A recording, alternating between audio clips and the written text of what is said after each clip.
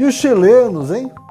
Depois de serem seduzidos pelo canto da sereia da extrema esquerda e depois de elegerem Gabriel Boric, parece que a população percebeu aí o perigo que corria e, por uma ampla maioria, acabou rejeitando a nova Constituição do país. 62% dos chilenos rejeitaram o texto da nova Carta Magna. E aqui vale a pena mencionar as pesquisas, que até o fim de semana davam como certo que a população chilena aprovaria a Constituição esquerdista. Aqui, por exemplo, você vê a nossa conhecida Mônica Bergamo, já exultante com o resultado do plebiscito.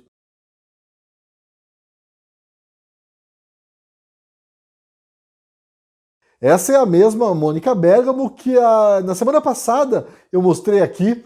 Ela se vangloriava da precisão científica dos institutos de pesquisa, sobretudo o Datafolha. Para você ver, né? Aliás, esse detalhe aí dos institutos de pesquisa não passou batido também pelo nosso colunista Alexandre Garcia.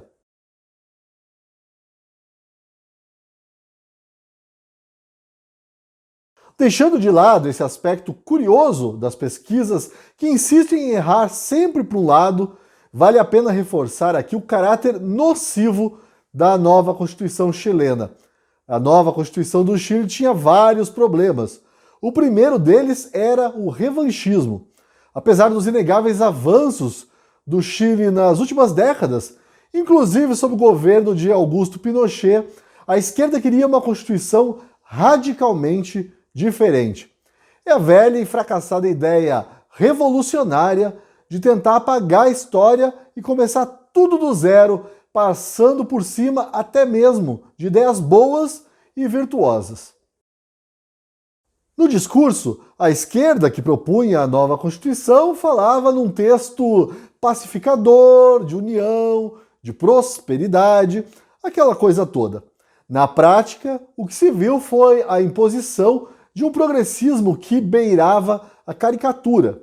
Em 372 artigos, a Constituição proposta garantia que o Estado seria o provedor de todas as coisas para os chilenos: trabalho, moradia, alimentação, cidadania, esporte, lazer, remuneração equitativa e justa e gozo pleno e livre da sexualidade. Qualquer semelhança com a Constituição de certo país tropical, abençoado por Deus e bonito por natureza, não é mera coincidência. E falando ao Brasil, declaro promulgada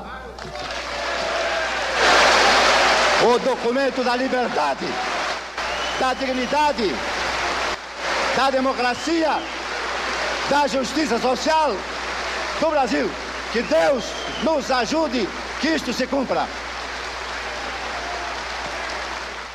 Insisto, por puro revanchismo histórico, a nova Constituição do Chile ignorava os avanços econômicos e sociais do país e dava ao Estado todo o poder do mundo, inclusive para promover pautas imorais caras à extrema esquerda, como o direito pleno ao aborto. Mas e agora? Você me pergunta.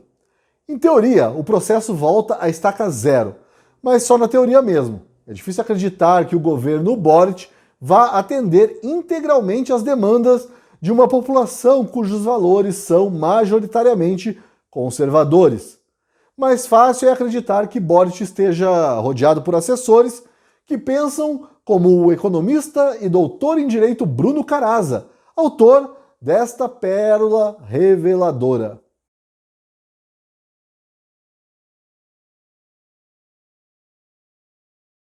Mas calma, já tem gente falando aí que o presidente esquerdista pretende usar toda a força do Estado a fim de dar uma espécie de golpe branco e de alguma forma impor a nova Constituição progressista à população de maioria conservadora.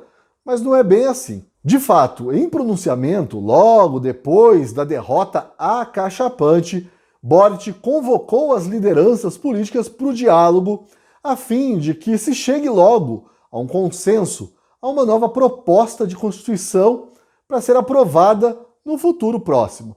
El segundo mensaje del pueblo chileno es que no quedó satisfecho con la propuesta de constitución que la Convención le presentó a Chile y por ende ha decidido rechazarla de manera clara en las urnas.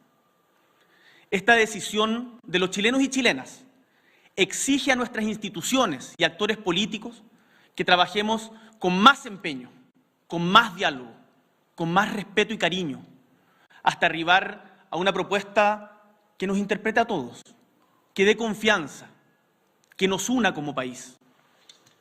Y allí, el maximalismo, la violencia y la intolerancia con quien piensa distinto deben quedar definitivamente a um lado. O país não pode ficar sem uma Constituição, mas como a gente conhece a lábia esquerdista, é normal ficar desconfiado com esse papo de diálogo e conciliação. E é para desconfiar mesmo.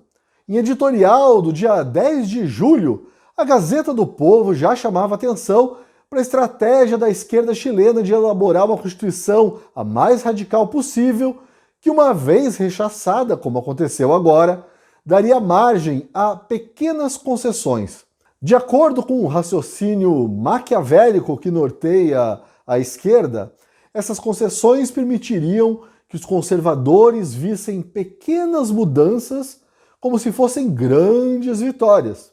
Essas concessões, em teoria, permitiriam a aprovação de uma Constituição um pouquinho menos progressista do que a proposta original, mas ainda assim muito progressista, estatista e, vamos ser sinceros, comunista para qualquer padrão aceitável. Há ainda o temor de que a esquerda chilena tente vencer a população pelo cansaço, apresentando textos constitucionais que mudam apenas no detalhe, mantendo o mesmo caráter estatista na economia e progressista nas pautas morais. A questão é, quantas derrotas desse tipo a esquerda chilena aguenta a fim de impor a sua pauta? E de quanto tempo ela dispõe para isso? Não dá para esquecer que hoje Boric conta com a aprovação de apenas 24% dos chilenos, um número que tende a cair ainda mais depois dessa derrota. Também existe o perigo de a esquerda chilena usar as instituições para, de alguma forma, corromper o processo constituinte e assim impor a sua vontade. A gente já viu algo muito parecido acontecer aqui no Brasil com o Estatuto do Desarmamento. Antes de encerrar, eu gostaria de chamar a atenção de vocês, espectadores, para este trecho do discurso de derrota de Gabriel Boric. Sabemos también que las mujeres de nuestra patria no dejarán nunca más de ser protagonistas, que los niños, niñas y adolescentes deben ser escuchados y sabemos que debemos respetarnos en nuestras discrepancias. Sabemos también que tenemos una cultura, tradiciones y símbolos que debemos respetar y honrar. Crianças e adolescentes devem ser ouvidas no processo de elaboração e aprovação de uma nova Constituição? Uau! Aqui, a demagogia barata funciona mais como um revelador ato falho freudiano. É como se a esquerda chilena, não, o governo chileno, personificado aí em Boric, reconhecesse que se baseia em ideias infantis ou de rebeldia juvenil, no sentimentalismo mais rasteiro, no marxismo mais estupidamente utópico, para propor uma nova Constituição.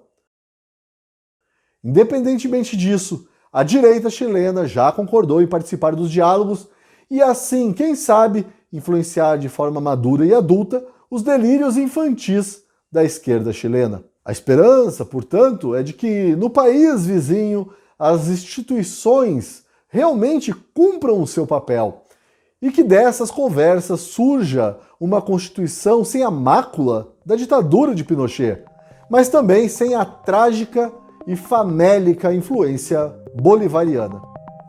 Até amanhã!